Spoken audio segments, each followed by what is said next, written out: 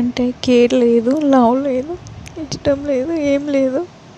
అలాంటప్పుడు వాడికి ఇష్టం లేకుండా నాతో ఫిజికల్గా ఎలా కలుస్తాడు బ్రో?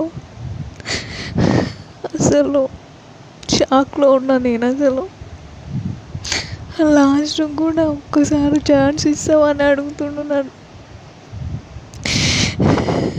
ఏం అర్థమవుతలేదు బ్రో. చచ్చిపోవాలని ఉంది. ఈ ప్రాబ్లమ్స్, ఈ బాధలు భరించడం నా వల్ల అవుతలే.